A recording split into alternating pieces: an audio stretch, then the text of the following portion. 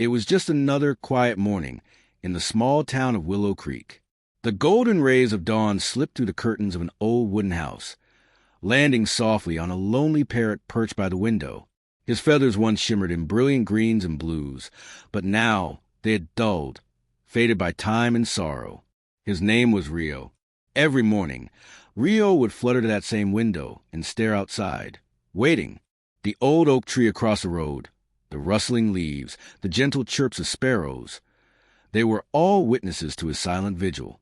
He wasn't waiting for food or for someone to let him fly. He was waiting for his best friend, Eli. Eli was a boy of 10 when he first met Rio. It was a rainy afternoon, and the small parrot had been found shivering under a bench near the park. Soaked, trembling, and alone, Eli picked him up, wrapped him in his jacket, and whispered, "You're safe now, buddy." From that day, they were inseparable. The two shared everything: breakfast, laughter, even bedtime stories. Eli would talk for hours, and Rio, ever the mimic, would reply in a sweet, crackly voice that made everyone laugh. It wasn't just a bond. It was a friendship that pulsed with life. A boy and his bird. Two souls who understood each other without needing words. But that was before the accident. One night, a storm swept through Willow Creek. Winds howling, trees bending, thunder crashing across the hills. Eli had gone with his parents to visit his grandmother. The next morning, a car skidded off the wet road. Only 2 people survived. Eli wasn't one of them. When the neighbors brought the news, Rio screeched and fluttered wildly, calling out Eli's name as if he could summon him back. But Eli never came home. Since that day, Rio never stopped waiting. He perched by the window every morning, his small eyes scanning the street, the trees, the sky. He would call, softly at first, then louder, "Eli, Eli," the way the boy used to call him to play. Sometimes people walking by would stop and look up, their hearts breaking a little. But Rio didn't care who watched. He was calling for the only one who mattered. Years passed. Seasons changed. The house grew quieter. Eli's parents had moved away, unable to bear the memories that haunted every corner. Only the caretaker came by once a week to feed Rio, dust the old shelves, and make sure the place didn't fall apart. But Rio refused to leave. He would tilt his head toward every passing car, every laughing child, every sound that resembled Eli's voice. Hope clung to him like the last leaf of autumn, fragile, trembling, but unyielding. One winter morning, a new family moved into the house next door. Among them was a little girl, perhaps 9, maybe 10. Her name was Mia. She noticed the parrot right away. His feathers looked tired, his perch worn smooth by time. "Hi there," she said, waving from her window. Rio blinked but didn't move. The next day, she tried again, this time holding out a slice of apple. "You hungry?" she asked softly. Rio watched her, hesitant. Then, as if remembering something from long ago, he slowly inched forward. She smiled. "I'm Mia." Rio tilted his head, then mimicked in a weak, rusty voice, "Mia." The girl gasped, half in surprise, half in delight. From that moment, she visited him every day. Mia began reading by the window, humming songs, and sometimes just sitting in silence, letting Rio watch the world beside her. Little by little, the dullness in his feathers began to lift. He started chirping again, sometimes even laughing in that strange, scratchy voice that once filled Eli's home. But one evening, as the sky turned orange and gold, Mia whispered, "Do you miss someone?" Rio turned his gaze to the oak tree, where he and Eli once played, and softly replied, "Eli." The girl froze. She didn't know who Eli was, but she could feel the weight of that name, the sadness, the years of waiting. That night, Mia asked her parents about the house next door, the one with the lonely parrot. Her father sighed, remembering. "That parrot belonged to a boy named Eli," he said quietly. "He passed away years ago. But the bird, he never left."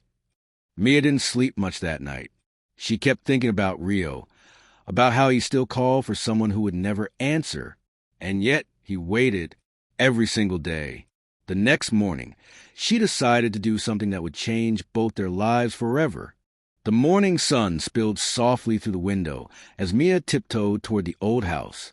A thin mist still lingered from the night rain, wrapping everything in a hush. She carried a small box, carefully tied with a red ribbon, and a notebook tucked under her arm. Inside the box was something special, a picture she had drawn of Rio and Eli together. She had spent hours sketching the night before, using every color she could find to bring them to life. When she reached the porch, Rio was already at his window, his small head tilted, curious. "Mia," he said softly, the way he had learned. "Hey, Rio," she whispered, smiling. "I brought you something." She placed the picture by the window, where the sunlight could touch it. In it, Eli was holding Rio on his shoulder, both smiling.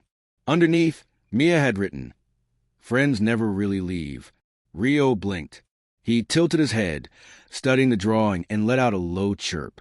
For a moment, it was as if he understood, as if he remembered the warmth of that small boy's hand on his feathers. Mia opened her notebook. "I want to tell your story, Rio," she said, "so no one ever forgets you, or Eli."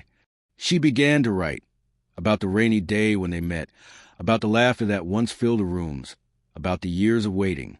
Rio listened, his eyes glimmering with a faint spark. Days turned into weeks. Mia visited every morning, sometimes before school, sometimes after. She talked, read, and even sang to Rio. He began to mimic her songs, his voice growing stronger. It wasn't just mimicry anymore. It was life returning, note by note. But something strange began to happen. Rio started calling out at night again, "Eli, Eli." But this time, there was no sadness in his tone. It sounded lighter, almost peaceful. Mia would sometimes wake up and hear him through the thin walls, and instead of feeling sorry, she felt something else, like hope drifting through the darkness. One evening, as the sky deepened into twilight, Mia's father joined her by the window. He watched Rio sitting calmly beside the fading picture. "You know," her father said quietly, "I think he waits because that's what love does. It doesn't know how to stop." Mia nodded. She reached out a hand, and Rio hopped closer, resting his small claws on the sill. His feathers shimmered faintly in the dusk, the color of the sea after a storm. Winter came again. Frost crept along the glass, and the air grew still. Mia bundled in her scarf, still visiting every day. But one morning, she noticed something different. Rio didn't greet her. He wasn't at the window. Her heart pounded. She rushed inside. The caretaker had left the door unlocked. The air inside was heavy and quiet.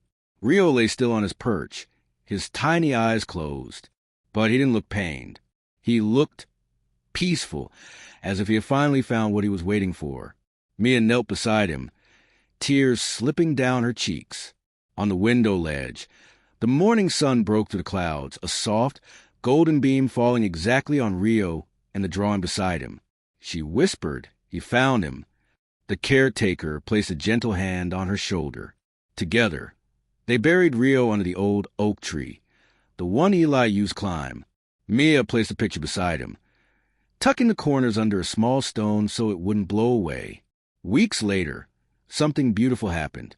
As spring returned, a pair of young parrots began nesting in the same oak tree. Bright feathers, full of life. Mia watched them flutter through the branches and smiled. She liked to think one of them carried a spark of Rio's spirit, the part of him that refused to stop loving. Years passed. Mia grew older, but she never forgot. She finished her story, the tale of the parrot who waited by a window for his lost friend, and published it in a small book dedicated to Eli and Rio. She titled it The Wait That Never Ended. In the final page, she wrote, "Sometimes love doesn't mean holding on forever. Sometimes it means waiting long enough to learn how to let go." And beneath that line, a small feather rested, green and gold, just like